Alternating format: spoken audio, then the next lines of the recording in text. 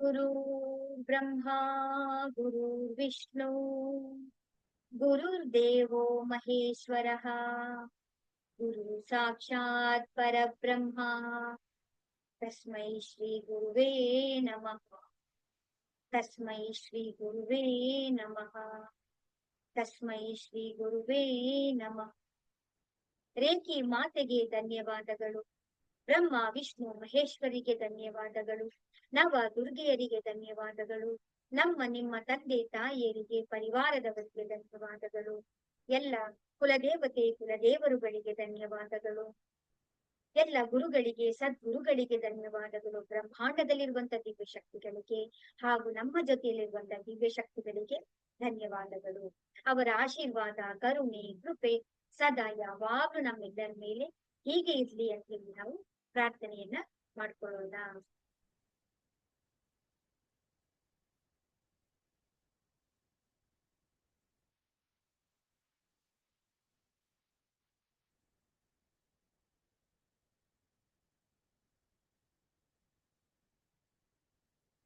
ನಿಮ್ಮೆಲ್ಲರಿಗೂ ಕೂಡ ಗೊತ್ತಿರುವ ಹಾಗೆ ಅಲ್ವಾ, ನಮ್ಮ ಶರೀರ ಎಷ್ಟು ಪರ್ಸೆಂಟ್ ಇಂದ ನೀರಿಂದ ಆಗಿರುತ್ತೆ?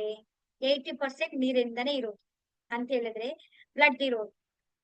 ಇನ್ನು ಉಳಿದಂತ 20% ಏನಿರುತ್ತೆ ಮಾಂಸಖಂಡಗಳು ಮೂಳೆಗಳಿಂದ ಆಗಿರುತ್ತೆ. ಇಡೀ ಪೃಥ್ವಿನ ತಗೊಂಡ್ರೆ ಪೃಥ್ವಿನ ಹೇಗಿದೆ? ಅದರಲ್ಲೂ ಕೂಡ 75% ಇಂದ 80% ತನಕ ವಾಟರೇ ಇದೆ. ಇನ್ನು ಉಳಿದಿರುವಂತ 20% ಭೂಮಿ ಇದೆ ಅಲ್ವಾ. ಸೊ ಅಂತ ಹೇಳಿದ್ರೆ ನೀರಿನ ಅಂಶ ನೀರಿನ ಭಾಗ ಏನಿದೆ ಹೆಚ್ಚಿಗೆ ಇರುತ್ತೆ. ಹಾಗಾಗಿ ನೀರಿಗೆ ನೆನಪಿನ ಶಕ್ತಿನೂ ಕೂಡ ಇದೆ. ನೀವ್ ಏನ್ ಹೇಳ್ತೀರಾ ಅದಕ್ಕೆ, ನೀವು ಏನು ಎನರ್ಜಿಯನ್ನ ತುಂಬ್ತೀರಾ ಆ ಎನರ್ಜಿಯನ್ನ ಅದು ಹಿಡಿದಿಟ್ಕೊಳ್ಳುವಂತಹ ನೆನಪನ್ನೆಲ್ಲ ಕೂಡ ಸಂಗ್ರಹಿಸಿಕೊಳ್ಳುವಂತಹ ಅದ್ಭುತವಾದಂತಹ ಶಕ್ತಿ ನಮ್ಮ ವಾಟರ್ಗಿರುತ್ತೆ. ಅದಕ್ಕೆ ನೀರಿನಲ್ಲಿ ನಮ್ಗೆ ನೀವು ನೋಡಿರ್ಬೋದು ದೇವಸ್ಥಾನಗಳಿಗೆ ಹೋದ್ರೆ ಏನ್ ಕೊಡ್ತಾರೆ? ನಮ್ಗೆ ತೀರ್ಥವನ್ನ ಕೊಡ್ತಾರೆ. ಅಭಿಮಂತ್ರಿತ ನೀರು ಅಂತ ಹೇಳ್ತಾರೆ ಅದಕ್ಕೆ. ನಾವು ಕಾಶಿಗೆ ಹೋದ್ರೆ ಏನ್ ಮಾಡ್ತೀವಿ? ಕಾಶಿ ತೀರ್ಥ ಅಂತೇಳಿ ತಂದಿಟ್ಕೊಳ್ತೀವಿ. ದೇವಸ್ಥಾನಗಳಿಗೆ ಹೋದ್ರೆ ನಾವೇನ್ ಮಾಡ್ತೀವಿ? ತೀರ್ಥ ಸ್ನಾನವನ್ನ ಮಾಡ್ತೀವಿ ನಾವು. ಮಹಾಕುಂಭ ಮೇಳ ಐತಿ ಈಗ. ಕುಂಭಮೇಳದಲ್ಲಿ ಏನಕ್ಕೆ ಹೋಗಿದ್ರು? ಎಲ್ಲ ಸಂಗಮದಲ್ಲಿ ಮುಳುಗಬೇಕು ಅಂತ ಹೋಗಿದ್ರು, ಹೌದಲ್ವಾ?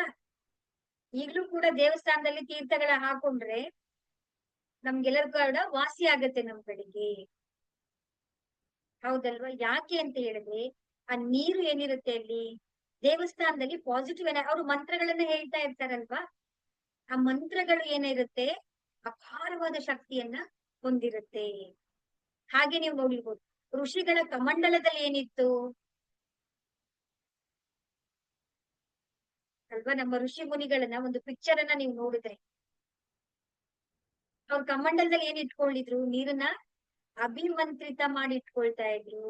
ಅಂದ್ರೆ ಯಾವಾಗ್ಲೂ ಅವ್ರು ಮಂತ್ರ ಚಾಂಟ್ ಮಾಡ್ತಿರ್ತಾರಲ್ವಾ, ಧ್ಯಾನವನ್ನ ಮಾಡ್ತಾ ಇದ್ರಲ್ಲ, ಆ ನೀರನ್ನು ಕೂಡ ಅವರು ಚಾರ್ಜ್ ಮಾಡಿ ಇಟ್ಕೊಳ್ತಾ ಇದ್ರು. ಅದರಿಂದ ಏನ್ ಮಾಡ್ತಾ ಇದ್ರು ಅವರು?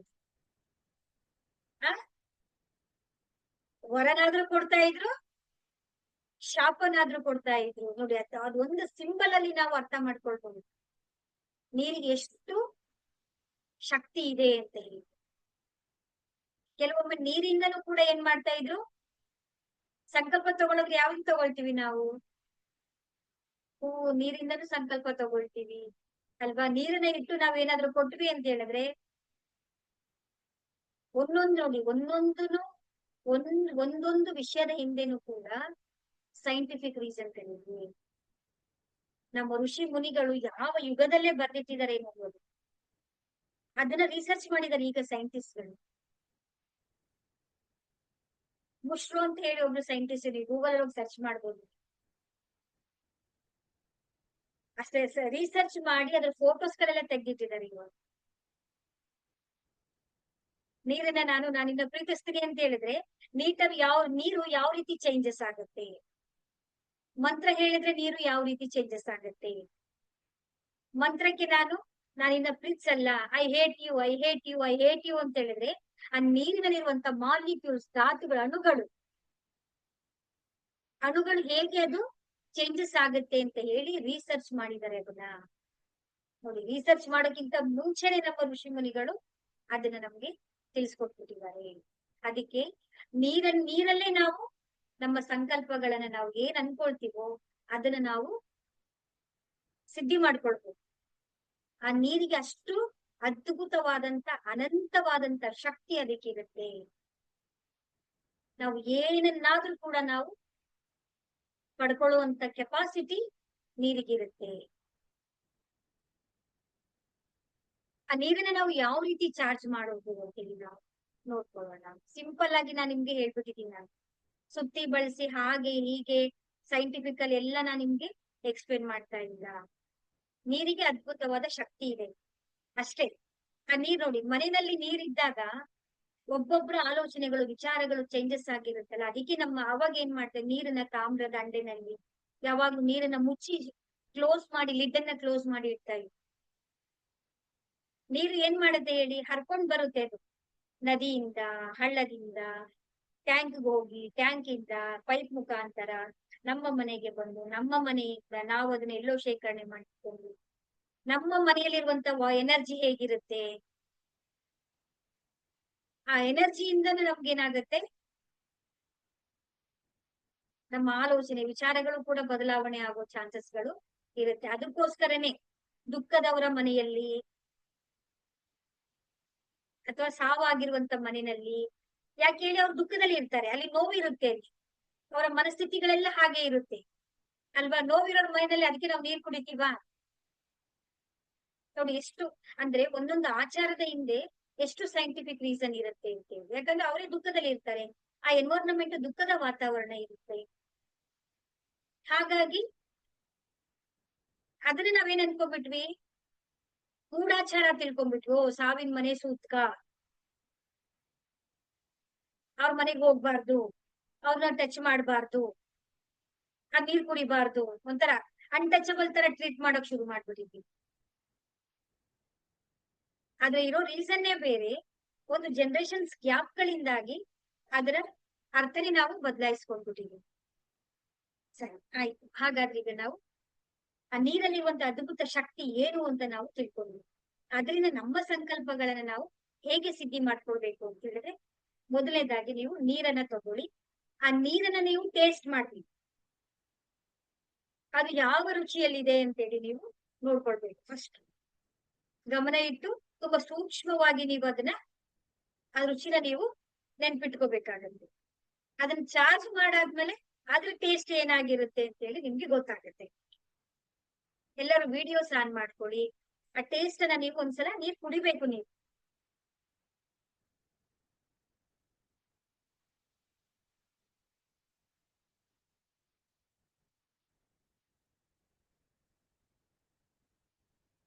ಎಲ್ಲರೂ ನೀರನ್ನ ನೀವು ಟೇಸ್ಟ್ ಮಾಡಿದ್ರ ಅಲ್ವಾ? ಅದು ಟೇಸ್ಟ್, ಒಂದು ರುಚಿ ನಿಮ್ಗೆ ಇವಾಗ ಗೊತ್ತಾಗಿದೆ. ಈಗ ನಾವೇನ್ ಮಾಡೋಣ ಅಂತ ಹೇಳಿದ್ರೆ, ಅದನ್ನ ಈಗ ಚಾರ್ಜ್ ಮಾಡೋಣ. ನಿಧಾನವಾಗಿ ಉಸಿರನ್ನ ಒಳಗಡೆ ತಗೊಳ್ಳಿ, ಆರಾಮವಾಗಿ ಕೂತ್ಕೊಳ್ಳಿ. ನಿಧಾನವಾಗಿ ಉಸಿರನ್ನ ಒಳಗಡೆ ತಗೊಳ್ಳಿ, ನಿಧಾನವಾಗಿ ಉಸಿರನ್ನ ಹೊರಗಡೆ ಬಿಡಿ. ನಿಮ್ಮ ಗಮನ ಎಲ್ಲವೂ ಕೂಡ ಉಸಿರಿನ ಕಡೆಗೆ ಇರ್ಲಿ. ಕೈಗಳನ್ನ ಚೆನ್ನಾಗಿ ರಬ್ ಮಾಡ್ಕೊಳ್ಳಿ. ಉಜ್ಜಿ ಚೆನ್ನಾಗಿ ಶಾಖ ಬರ್ಬೇಕು. ಉಜ್ಜಿದ ನಂತರ ಸಿಂಬಲ್ಸ್ ಗಳನ್ನ ಹಾಕ್ಬೇಕು, ಡ್ರಾ ಮಾಡ್ಬೇಕು. ಚೋಕುರೆ ಚೋಕುರೆ ಚೋಕುರೆ ಚೋಕುರೆ, ಸೆಹಿಕಿ ಸೆಹಿಕಿ ಸೆಹಿಕಿ ಸೆಹಿಕಿ. ಚೋಕುರೆ ಚೋಕುರೆ ಚೋಕುರೆ ಚೋಕುರೆ, ಸೆಹಿಕಿ ಸೆಹಿಕಿ ಸೆಹಿಕಿ ಸೆಹಿಕಿ. ರೇಖೆ ಮಾತೆ, ನನ್ನ ಕೈಗಳಿಗೆ ಶಕ್ತಿಯನ್ನ ಪ್ರದಾನ ಮಾಡಿರಿ, ಶಕ್ತಿಯನ್ನ ಪ್ರದಾನ ಮಾಡಿರಿ, ಶಕ್ತಿಯನ್ನ ಪ್ರದಾನ ಮಾಡಿರಿ. ಕೈಗಳನ್ನ ಈ ರೀತಿ ಹಳ್ಳದ ರೀತಿಯಲ್ಲಿ ಜೋಡಿಸ್ಕೊಂಡು ಕೈಯನ್ನ ಮೇಲೆ ಎತ್ತಿ, ಏ ರೇಖೆ ಮಾತೆ, ಏ ಪರಮಾತ್ಮ, ಏ ಈಶ್ವರ, ನನಗೆ ನೀರನ್ನ ಶಕ್ತಿಯುತವನ್ನಾಗಿ ಅಥವಾ ಎನರ್ಜೈಸ್ ಮಾಡುವಂತಹ ಶಕ್ತಿಯನ್ನ ನನಗೆ ಪ್ರದಾನ ಮಾಡಿರಿ, ಪ್ರದಾನ ಮಾಡಿರಿ, ಪ್ರದಾನ ಮಾಡಿರಿ. ಧನ್ಯವಾದಗಳು, ಧನ್ಯವಾದಗಳು, ಧನ್ಯವಾದಗಳು. ಬ್ರಹ್ಮಾಂಡದಿಂದ ದಿವ್ಯವಾದಂತಹ ಪವಿತ್ರವಾದಂತ ಆ ಪರಮಾತ್ಮನ ಬೆಳಕಿನ ಕಿರಣಗಳು ನಮ್ಮ ಮೇಲೆ ಹರಿತಾ ಇರುವ ಹಾಗೆ ನಾವು ನೋಡ್ತಾ ಬರ್ಬೇಕು. ಆ ಪರಮಾತ್ಮನ ದಿವ್ಯಮಯವಾದಂತ ಪ್ರಕಾಶದ ಕಿರಣಗಳು ನಮ್ಮ ಸಹಸ್ರಾರ ಚಕ್ರವನ್ನೆಲ್ಲ ಕೂಡ ಆವರಿಸ್ಕೊಳ್ತಾ ಇದೆ. ನಮ್ಮ ಶಿರಸ್ಸಿನ ಭಾಗವೆಲ್ಲವೂ ಕೂಡ ಸಂಪೂರ್ಣವಾಗಿ ಬೆಳಕಿನಿಂದ ತುಂಬಿ ಹೋಗಿದೆ. ಆ ಪ್ರಕಾಶ ಹಾಗೆ ಮುಂದೆ ಸಾಗುತ್ತಾ ಸಾಗುತ್ತಾ ಸಾಗುತ್ತಾ ನಮ್ಮ ಆಗ್ನೇಯ ಚಕ್ರವನ್ನ ತುಂಬಿಕೊಂಡಿದೆ. ಆಗ್ನೇಯ ಚಕ್ರವೆಲ್ಲವೂ ಕೂಡ ಆ ಪ್ರಕಾಶಮಯದಿಂದ ಕಿರಣಗಳಿಂದ ತುಂಬಿ ಹೋಗಿದೆ. ಬ್ರಹ್ಮಾಂಡದಿಂದ ಬರ್ತಾ ಇರುವಂತಹ ಪ್ರಕಾಶ ಹಾಗೆ ಮುಂದೆ ಸಾಗುತ್ತಾ ಸಾಗುತ್ತಾ ಸಾಗುತ್ತಾ ನಮ್ಮ ಗಂಟಲಿನ ಚಕ್ರದಿಂದ ನಮ್ಮ ಭುಜಗಳು, ಕೈಗಳು, ಕೈ ಬೆರಳುಗಳೆಲ್ಲವೂ ಕೂಡ ಸಂಪೂರ್ಣವಾಗಿ ಪ್ರಕಾಶದಿಂದ ತುಂಬಿ ಹೋಗಿದೆ. ಹಾಗೆ ಈ ಪ್ರಕಾಶ ನಿಧಾನವಾಗಿ ಸಾಗುತ್ತಾ ಸಾಗುತ್ತಾ ಸಾಗುತ್ತಾ ನಮ್ಮ ಹೃದಯ ಚಕ್ರವನ್ನ ತುಂಬಿ ಹೋಗಿದೆ, ಆವರಿಸಿಕೊಂಡಿದೆ. ಹೃದಯ ಚಕ್ರವೆಲ್ಲವೂ ಕೂಡ ಪ್ರಕಾಶದಿಂದ ಸಾಗುತ್ತಾ ಸಾಗುತ್ತಾ ಸಾಗುತ್ತಾ ನಾಭಿಯ ಚಕ್ರವು, ಸ್ವಾದಿಷ್ಠಾನ ಚಕ್ರ, ಮೂಲಾಧಾರ ಚಕ್ರವೆಲ್ಲವೂ ಕೂಡ ಪ್ರಕಾಶಮಯವಾಗಿದೆ. ಬೆನ್ನು ಮೂಳೆ, ಸೊಂಟದ ಭಾಗ, ಸೊಂಟದ ಮೇಲ್ಭಾಗ, ಕೆಳಭಾಗಗಳೆಲ್ಲವೂ ಕೂಡ ಪ್ರಕಾಶವಾಗಿದೆ. ಹಾಗೆ ಈ ಪ್ರಕಾಶ ಮುಂದೆ ಸಾಗುತ್ತಾ ಸಾಗುತ್ತಾ ಸಾಗುತ್ತಾ ನಮ್ಮ ತೊಡೆಗಳಲ್ಲಿ, ಮಂಡಿಗಳಲ್ಲಿ, ಮೊಣಕಾಲಿನ ಕಾಫ್ ಮಸಲ್ಸ್ ಗಳಲ್ಲಿ, ಹಿಮ್ಮಡಿಯಲ್ಲಿ, ಪಾದಗಳಲ್ಲಿ, ಪಾದದ ಬೆರಳುಗಳ ತುದಿಯವರೆಗೆ ಸಂಪೂರ್ಣವಾಗಿ ಕಾಲುಗಳೆಲ್ಲವೂ ಕೂಡ ಪ್ರಕಾಶ ಪ್ರಕಾಶ ಪ್ರಕಾಶ. ಬ್ರಹ್ಮಾಂಡದಿಂದ ಬರ್ತಾ ಇರುವಂತಹ ಆ ಪ್ರಕಾಶದ ಕಿರಣಗಳೆಲ್ಲವೂ ಕೂಡ ಸಂಪೂರ್ಣವಾಗಿ ನಮ್ಮ ಶರೀರವನ್ನ ಆವರಿಸಿಕೊಂಡಿದ್ದೇವೆ. ನಾವು ಇವಾಗ ಪ್ರಕಾಶದಲ್ಲಿ ಮುಳುಗಿ ಹೋಗಿದ್ದೇವೆ. ನಮ್ಮ ಸುತ್ತಲೂ ಕೂಡ ಗೋಳಾಕಾರದ ಒಂದು ಪ್ರಕಾಶ ಆಭಾಮಂಡಲವು ಸೃಷ್ಟಿಯಾಗಿದೆ. ಈ ಪ್ರಕಾಶ ಹಾಗೆ ಮುಂದೆ ಸಾಗುತ್ತಾ ಸಾಗುತ್ತಾ ಸಾಗುತ್ತಾ ನಾವಿರುವಂತಹ ಕೋಣೆಯನ್ನ, ನಾವಿರುವಂತಹ ನಗರವನ್ನ ವ್ಯಾಪಿಸಿಕೊಂಡು ಮನೆಯೆಲ್ಲವೂ ಕೂಡ ಜಗಮಗಿಸುವಂತಹ ಪ್ರಕಾಶದಲ್ಲಿ ತುಂಬಿ ಹೋಗಿದೆ. ನಮ್ಮ ಮನೆಯಲ್ಲಿರುವಂತಹ ಸದಸ್ಯರೆಲ್ಲರೂ ಕೂಡ ಈ ಪ್ರಕಾಶದಲ್ಲಿ ಮುಳುಗಿ ಹೋಗಿದ್ದಾರೆ. ಈ ಪ್ರಕಾಶ ಕಿರಣ ಹಾಗೆ ಬೆಳಕನ್ನ, ತೇಜೋ ಕಿರಣಗಳು ಹಾಗೆ ಹರಡುತ್ತಾ ಹರಡುತ್ತಾ ಹರಡುತ್ತಾ ನಾವಿರುವಂತಹ ಗ್ರಾಮವನ್ನ, ನಗರವನ್ನ, ಇಡೀ ದೇಶವನ್ನ ವ್ಯಾಪಿಸಿಕೊಂಡಿದೆ. ದೇಶದ ಮಧ್ಯ ಭಾಗದಲ್ಲಿ ನಾವಿದ್ದೀವಿ. ನಮ್ಮ ಆಭಾ ಮಂಡಲದ ಆ ಪ್ರಕಾಶದ ಕಿರಣಗಳು ಇಡೀ ದೇಶವನ್ನ ಪ್ರಜ್ವಲಿಸ್ತಾ ಇದೆ. ಈ ಬೆಳಕಿನ ಕಿರಣಗಳು ದಿವ್ಯಮಯವಾದಂತಹ, ಪವಿತ್ರವಾದಂತಹ, ಪ್ರಕಾಶವಾದಂತಹ ಬೆಳಕಿನ ಕಿರಣಗಳು ಹಾಗೆ ಮುಂದೆ ಸಾಗುತ್ತಾ ಸಾಗುತ್ತಾ ಇಡೀ ಪೃಥ್ವಿಯಿಂದ ಇಡೀ ಬ್ರಹ್ಮಾಂಡದಲ್ಲಿ ವಿಲೀನವಾಗಿದೆ. ನಾವೀಗ ಪ್ರಕಾಶವಾಗಿದ್ದೇವೆ. ಎಲ್ಲ ರೇಖಿ ಮಾತೆಗೆ, ಗುರುಗಳಿಗೆ, ಸದ್ಗುರುಗಳಿಗೆ, ಕುಲದೇವರುಗಳಿಗೆ, ಬ್ರಹ್ಮ, ವಿಷ್ಣು, ಮಹೇಶ್ವರಿಗೆ, ಋಷಿ ಮುನಿಗಳಿಗೆ ಎಲ್ಲರೂ ಕೂಡ ಉಪಸ್ಥಿತರಾಗಿ ನೀರನ್ನ ಎನರ್ಜೈಸ್ ಮಾಡುವಂತ ಶಕ್ತಿಯನ್ನು ನನಗೆ ಪ್ರದಾನ ಮಾಡಿ ನೀವೇ ಈ ನೀರಿಗೆ ಶಕ್ತಿಯನ್ನ ತುಂಬಬೇಕಂತ ನಾವು ಪ್ರಾರ್ಥಿಸಿಕೊಳ್ತೇವೆ. ಧನ್ಯವಾದಗಳು. ಅವರೆಲ್ಲರ ದಿವ್ಯ ಚೇತನಗಳು, ಶಕ್ತಿಗಳು ಕೂಡ ಹರಿದು ಬರ್ತಾ ಆಯಿತು. ಈಗ ನಮ್ಮ ಕೈಗಳನ್ನ ನಿಮ್ಮ ನೀರಿನಲ್ಲಿ ನೀವು ಇಟ್ಕೊಳ್ಬೇಕು. ಅಥವಾ ನಿಮ್ಮ ಮುಂದೆ ನೀರಿನ ಗ್ಲಾಸ್ ಅನ್ನ ಮುಂದೆ ಇಟ್ಕೊಳ್ಳಿ. ಈ ತರ ಕೈಯಲ್ಲಿ ನೀರನ್ನ ಇಟ್ಕೊಂಡು ಆ ನೀರಿಗೆ ನೀವೇನ್ ಮಾಡ್ಬೇಕು, ಕ್ಲೀನ್ ಅನ್ನ ಮಾಡ್ಬೇಕು. ಚೋಪುರೆ ಚೋಪುರೆ ಚೋಪುರೆ ಚೋಪುರೆ, ಶುದ್ಧಿಯಾಗಲಿ ಶುದ್ಧಿಯಾಗಲಿ ಶುದ್ಧಿಯಾಗಲಿ ಶುದ್ಧಿಯಾಗಲಿ. ನೀರಿನಲ್ಲಿರುವಂತಹ ಎಲ್ಲ ನಕಾರಾತ್ಮಕ ಶಕ್ತಿಗಳೆಲ್ಲವೂ ಕೂಡ ಕಪ್ಪು ಕಪ್ಪು ಕಪ್ಪು ಕಪ್ಪು ಕಪ್ಪು ಕಪ್ಪು ಬಣ್ಣದಲ್ಲಿ ಬ್ರಹ್ಮಾಂಡದಲ್ಲಿ ವಿಲೀನವಾಗಲಿ ವಿಲೀನವಾಗಲಿ ವಿಲೀನವಾಗಲಿ. ನೀರಲ್ಲಿರುವಂತಹ ಎಲ್ಲ ನಕಾರಾತ್ಮಕ ಶಕ್ತಿಗಳೆಲ್ಲವೂ ಕೂಡ ವಿಲೀನವಾಗಲಿ ವಿಲೀನವಾಗಲಿ. ನಿಮ್ಮ ಮೂರನೇ ಕಣ್ಣಿನಿಂದ ನಿಮ್ಮ ಕೈಗಳಿಂದ ಹರಿದು ಬರ್ತಾ ಇರುವಂತಹ ಪರಮಾತ್ಮನ ದಿವ್ಯ ಚೈತನ್ಯ ಪ್ರಕಾಶ ನೀರಿನ ಅಣುವಿನಲ್ಲಿ ಕಣ ಕಣದಲ್ಲಿ ಎಲ್ಲವನ್ನು ಕೂಡ ಶುದ್ಧಿ ಆಗ್ತಾ ಇದೆ. ಶುದ್ಧಿ ಶುದ್ಧಿ. ನಿಮ್ಮ ಕೈ ಜುಮ್ ಅಂತ ಇರುತ್ತೆ, ವೈಬ್ರೇಷನ್ ಆಗ್ತಾ ಇರುತ್ತೆ.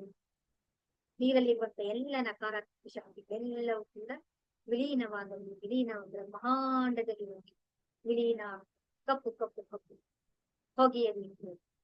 ಈಗ ನೀವು ಚೋಪುರೆ ಸೆಹಿಕಿ ಸ್ಥಾಪಿತವಾಗಲಿ.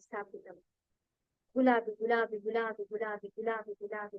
ಬಣ್ಣದ ಪ್ರಕಾಶವೆಲ್ಲವೂ ಕೂಡ ನೀರಿನಲ್ಲಿ ಅಣುವಿನಲ್ಲಿ ಕಣಕಣ ಸಂಪೂರ್ಣವಾದಂತ ನೀರಿನ ಅಣು ಕಣಗಳೆಲ್ಲವೂ ಕೂಡ ನೀರೆಲ್ಲವೂ ಕೂಡ ಗುಲಾಬಿ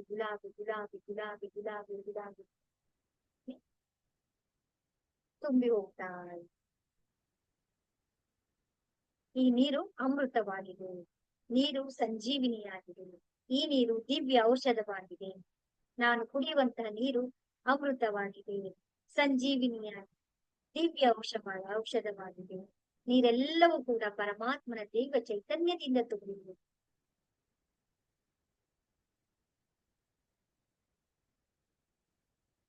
ಶಕ್ತಿಯುತವಾದಂತಹ ನೀರಾಗಿದೆ. ಚೋಪುರೆ ಲಾಕ್. ಈಗ ಆ ನೀರನ್ನ ನೀವು ಟೇಸ್ಟ್ ಮಾಡಿ.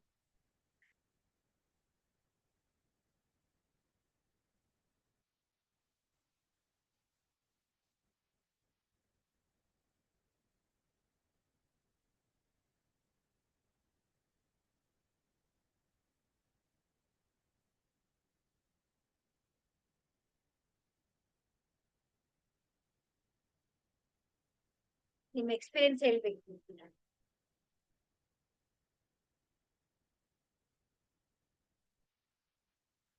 ಶ್ರೀದೇವಿ ಅವರು, ಗಾಯತ್ರಿ ಅವರು. ಮೇಡಮ್, ನೀರಿನ ಟೇಸ್ಟ್ ಚೇಂಜ್ ಆಗಿದೆ.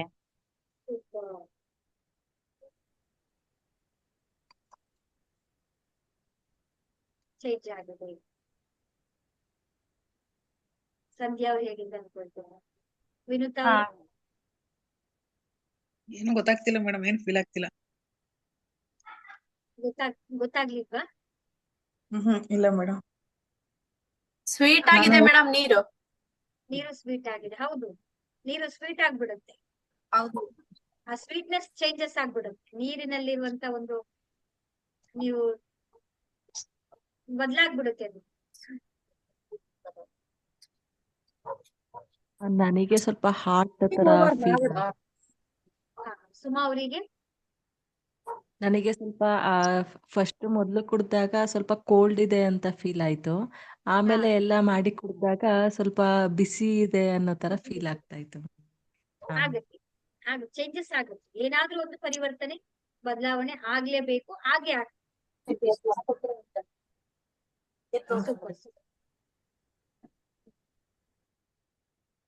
ಆಗಿಲ್ಲ ಅಂದ್ರೆ ತಲೆ ಕೆಡ್ಸ್ಕೊಳ್ಬೇಡಿ. ಸ್ವಲ್ಪ ನೀವು ಗಮನಿಸ್ಬೇಕಷ್ಟೇ, ಏನಿಲ್ಲ. ಆ ನೀರನ್ನ ನೀವು ಸ್ವಲ್ಪ ಅಂದ್ರೆ ಗಮನ ಇಟ್ಟು ನೀವು ನೋಡಿದಾಗ ಅದನ್ನ ಕುಡಿಬೇಕಾದ್ರೆ ನೀವು ಸ್ವಲ್ಪ ಅದನ್ನ ಅಬ್ಸರ್ವ್ ಮಾಡಿ ತುಂಬಾ ಸೂಕ್ಷ್ಮವಾಗಿ ಅಬ್ಸರ್ವ್ ಮಾಡ್ಕೊಂಡ್ರೆ ಗೊತ್ತಾಗ್ತದೆ ಅಷ್ಟೇ. ಅದೇ ಡಿಫ್ರೆನ್ಸ್ ಏನು ಇಲ್ಲ. ಇದೇ ತರ ನಿಮಗೆ ಏನ್ ಬೇಕಾದನ್ನ ಅಫರ್ಮೇಶನ್ ನೀವು ಹೇಳಿ. ನಿಮ್ಗೆ ಹಣ ಬೇಕಾ, ಹಣದ ಅಫರ್ಮೇಶನ್ ಹೇಳಿ. ನಿಮ್ಗೆ ಆರೋಗ್ಯ ಚೆನ್ನಾಗಬೇಕಾ, ಆರೋಗ್ಯದ ಅಫರ್ಮೇಶನ್ ಹೇಳಿ. ನಿಮ್ ಕಾಲ್ ನೋವು ಇದೆಯಾ, ಅದು ವಾಸಿ ಆಗಿರೋ ತರ ಪಾಸಿಟಿವ್ ಅಫರ್ಮೇಶನ್ಸ್ ಗಳನ್ನ ಹೇಳ್ಬೇಕು. ನಿಮ್ಮ ಇಷ್ಟಗಳೆಲ್ಲ ಹೇಳ್ಬೇಡಿ ನೀರ್ ಮುಂದೆ ಕುತ್ಕೊಂಡು, ಆಯ್ತಾ? ನನ್ಗೆ ಹಂಗಾಗಿದೆ, ಹಿಂಗಾಗಿದೆ, ಈ ತರ ಆಗಿದೆ, ಆ ತರ ಆಗಿದೆ, ನಿಮ್ ಗೋಳಾಟಗಳೆಲ್ಲನೂ ಕೂಡ ನೀರ್ ಮುಂದೆ ಹೇಳ್ಬೇಡಿ. ಆಯ್ತಾ? ಗೋಳಾಟಗಳನ್ನ ಇನ್ ಮುಂದೆ ಸ್ಟಾಪ್ ಮಾಡಿ. ನಾನು ಈಗ ನಾನು ಸಂಪೂರ್ಣ ಸ್ವಸ್ಥಳಾಗಿದ್ದೀನಿ. ನನ್ನ ಕಾಲು ಸೂಪರ್ ಡೂಪರ್ ಎನರ್ಜೆಟಿಕ್ ಆಗಿದೆ. ನಾನು ರನ್ನಿಂಗ್ ರೇಸ್ ಮಾಡ್ತಾ ಇದ್ದೀನಿ. ಓಡ್ತಾ ಇದ್ದೀರಾ ನೀವು ಅಲ್ವಾ? ರೈಲ್ವೆ ಕಂಬಿ ಮೇಲೂ ಕೂಡ ನೀವು ಓಡ್ತಾ ಇದ್ದೀರಾ ಅಂದ್ರೆ ಇಮ್ಯಾಜಿನ್ ಮಾಡಿ ನಿಮ್ಮ ಕಾಲಿಗೆ ಎಷ್ಟು ಶಕ್ತಿ ಇದೆ ಅಂತ. ನಿಮ್ಗೆ ಏನಾಗ್ಬೇಕೋ ಅದನ್ನ ನೀವು ನೋಡ್ತಾ ಬರ್ಬೇಕು. ನೀರ್ ಕುಡಿಬೇಕಾದ್ರೆ 2 ಸೆಕೆಂಡ್ ಪಾಸ್ ಮಾಡಿ ಅಷ್ಟೇ, ನಿಲ್ಲಿಸಿ ಆ ನೀರನ್ನ ನೋಡಿ. ಕೈಯಿಂದ ಮಾಡಕ್ಕಾಗಿಲ್ಲ ಅಂದ್ರೆ 3ನೇ ಕಣ್ಣಿಂದ ನೀವು ಡ್ರಾ ಮಾಡಿ. ಈಗ ಬೇರೆಯವ್ರ ಮನೆಗೆ ಹೋಗಿರ್ತೀವಿ, ನೆಂಟ್ರ ಮನೇಲಿ ಇರ್ತೀವಿ, ಹೋಟೆಲ್ ಅಲ್ಲಿ ಇರ್ತೀವಿ ಅಲ್ವಾ. ಇನ್ನು ಮುಂದೆ ಊಟ ಮಾಡ್ತೀರಾ, ಊಟಕ್ಕೂ ಕೂಡ ಎನರ್ಜಿಯನ್ನ ಚೇಂಜ್ ಮಾಡಿ. ಚೋಪುರೆ ಚೋಪುರೆ ನಿಮ್ಮ 3ನೇ ಕಣ್ಣಿನಿಂದ ನೀವು ಇಲ್ಲಿ ಅದನ್ನ ಸಿಂಬಲ್ಸ್ ಅನ್ನ ಡ್ರಾ ಮಾಡಿ, ಸೇಹಿಕೆಯನ್ನ ಸ್ಥಾಪನೆ ಮಾಡಿ. ಅದಕ್ಕೋಸ್ಕರನೇ ನಾವು ಊಟ ಮಾಡ್ಬೇಕಾದ್ರೆ ಮುಂಚೆ ಅದಕ್ಕೆ ನಮಸ್ಕಾರ ಮಾಡಿ ಅನ್ನಪೂರ್ಣೆ ಸದಾಪೂರ್ಣೆ ಮಂತ್ರ ಹೇಳಿ ನಾವು ಊಟ ಮಾಡ್ತಾ ಇದ್ವಿ. ಅವಾಗ ಎಷ್ಟು ಚೆನ್ನಾಗಿತ್ತು ನೋಡಿ ಅದೆಲ್ಲ. ಅದೆಲ್ಲವನ್ನು ಕೂಡ ನಾವು ಇವಾಗ ಎಲ್ಲಾನು ಕಲಸಿ ಎಲ್ಲನೂ ಕೇಸರಿ ಬಾತ್ ವಾಂಗಿ ಬಾತ್ ಮಾಡಿ ಮಿಕ್ಸಪ್ ಮಾಡಿ ಆ ಯಾವುದೂ ಸರಿ ಇಲ್ಲ, ಎಲ್ಲವೂ ಮೂಢಾಚಾರ, ಎಲ್ಲವೂ ಕಂದಾಚಾರ ಅಂತ ಹೇಳಿ ನಾವೇ ಅದನ್ನ ಸೃಷ್ಟಿ ಮಾಡಿ. ಇವನ್ ಹೆಣ್ಮಕ್ಳು ಅಡಿಗೆ ಮಾಡ್ಬೇಕಾದ್ರೆ ನಿಮ್ಮ ಅಡಿಗೆ ಮನೆಯಲ್ಲಿ ಮಂತ್ರನ ಹಾಕೊಂಡು ಅಡಿಗೆ ಮಾಡಿ. ನೀವು ಅಡಿಗೆ ಮಾಡ್ತಾನೂ ಧ್ಯಾನದಲ್ಲಿ ಇರ್ಬೋದು ನೋಡಿ. ನೀವು ಕೆಲಸ ಮಾಡ್ತಾ ಇರ್ತೀರಾ, ಕೆಲಸ ಮಾಡ್ತಾನೂ ಧ್ಯಾನದಲ್ಲಿ ಇರ್ಬೋದು. ನೀವು ಕಾರ್ ಡ್ರೈವಿಂಗ್ ಮಾಡ್ತಿರ್ತೀರಾ, ಕಾರಲ್ಲೂ ಧ್ಯಾನದಲ್ಲಿ ಇರ್ಬೋದು. ಕಣ್ ಮುಚ್ಕೊಂಡಲ್ಲ, ನಮ್ಮ ಅಂತರಾತ್ಮದ ಒಳಗೆ ಆ ಪರಮಾತ್ಮನ ನಾಮಸ್ಮರಣೆ, ಆ ಉಸಿರಿನಲ್ಲೂ ಉಸಿರು ಕಣ ಕಣ ಕಣದಲ್ಲೂ ಒಂದೊಂದು ಉಸಿರಲ್ಲೂ ಕೂಡ, ಒಂದು ಉಸಿರನ್ನ ತಗೋಬೇಕಾದ್ರೂ ಕೂಡ, ಒಂದು ಉಸಿರು ಬಿಡ್ಬೇಕಾದ್ರೂ ಕೂಡ ಆ ನಾಮಸ್ಮರಣೆ ಒಳಗಡೆ ನಡೀತಾ ಇರ್ಬೇಕು. ಅದಕ್ಕೆ ಯಾಕೆ ಅಂತ ಹೇಳಿದ್ರೆ, ಒಂದೇ ಕ್ಷಣದಲ್ಲಿ ಆ ಪರಮಾತ್ಮನ ಅನುಭವ ಆಗ್ಬೋದು. ಒಂದೇ ಕ್ಷಣದಲ್ಲಿ ಆ ಪರಮಾತ್ಮನಿಗೂ ನಮ್ಗೂ ನಿಮ್ಗೂನು ಭೇಟಿ ಆಗೋದು. ಅದು ಯಾವ ಕ್ಷಣ ನಮ್ಗೂ ಗೊತ್ತಿಲ್ಲ, ನಿಮ್ಗೂ ಗೊತ್ತಿಲ್ಲ. ಆ ಕ್ಷಣಕ್ಕೋಸ್ಕರನೇ ಸದಾ ಯಾವಾಗ್ಲೂ ಧ್ಯಾನದಲ್ಲಿ ಇರ್ಲಿ ಅಂತಾನೆ ಮಗನ ಹೆಸರನ್ನು ನಂಜುಂಡೇಶ್ವರ, ತಿಮ್ಮಪ್ಪ, ಹೌದಲ್ವಾ, ನಾರಾಯಣ, ವೆಂಕಟೇಶ ಅಂತ ಹೇಳಿ ಮನೆ ದೇವ್ರಗಳ ಹೆಸರನ್ನೇ ಇಡ್ತಾ ಇದ್ರು. ಯಾಕೆ ಅಂತ ಹೇಳಿದ್ರೆ ಅಟ್ಲೀಸ್ಟ್ ಈ ರೀತಿಲಾದ್ರೂ ನಾಮ ಜಪ ಮಾಡೋಣ ಅಂತ. ಮಂಜುನಾಥ ಅಂತ ಕರೆದ್ರೆ ನಿಮ್ ಮಗ ಮಂಜುನಾಥನೂ ಆಗ್ತಾನೆ, ಆ ಮಂಜುನಾಥನೂ ಕೂಡ ಆಗ್ತಾನೆ. ನಾರಾಯಣ ಅಂತ ಹೇಳಿದ್ರೆ ನಿಮ್ ಮಗನೂ ನಾರಾಯಣ, ನಿಮ್ ಮಗಳೂ ಲಕ್ಷ್ಮಿ. ಇವತ್ತೆಲ್ಲ ಜಾಕಿ, ರಾಕಿ, ಟಾಂಕಿ, ಮಂಕಿ ಅಂತ ಹೆಸರು ಇಟ್ಕೊಳ್ತಾ ಇದೀವಿ ಅಲ್ವಾ. ನಾಯಿಗಿಡೋ ಹೆಸರುಗಳೆಲ್ಲ ಇವತ್ತು ನಮ್ಮ ಮಕ್ಕಳುಗಳಿಗೆ ಇಡ್ತಾ ಇದೀವಿ. ಅಂದ್ರೆ ಒಂದೊಂದು ಉಸಿರಿನಲ್ಲೂ ಕೂಡ ಆ ಪರಮಾತ್ಮನ ಗಳಿಗೆಗಳು 24 ಗಂಟೆಗಳನ್ನ ಡಿವೈಡ್ ಮಾಡ್ತಾರೆ. 8 ಮಾಡಿದಾಗ 3 ಗಳಿಗೆನಲ್ಲಿ ಆ ಪರಮಾತ್ಮನಿಗೂ ನಮಗೂ ಭೇಟಿಯಾಗಿರುತ್ತೆ. ಅಂತ ಸಂದರ್ಭದಲ್ಲಿ ನೀವ್ ಯಾವ ಧ್ಯಾನದಲ್ಲಿ ಇರ್ತೀರಾ?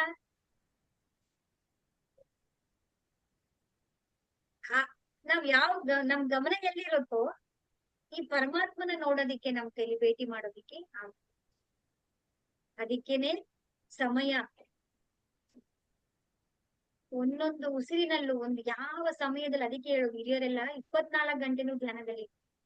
ನೀವ್ ಏನೇ ಕೆಲಸ ಮಾಡ್ತಾ ಇರಿ, ನಿಮ್ಮ ಒಳಗೆ, ನಿಮ್ಮ ದೇಹದ ಒಳಗೆ ಅದು ನಡೀತಾ ಇರ್ಬೇಕು. ಹಾಗೆ ಒಂದೊಂದಾಗಿ ಪರಿವರ್ತನೆಗಳು ಆಗುತ್ತೆ. ಇದೆಲ್ಲರಿಗೂ ಕೂಡ ಅರ್ಥ ಆಗಿದೆ ಅಂತ ಅನ್ಕೊಳ್ತೇನೆ. ಒಳ್ಳೇದಾಗ್ಲಿ.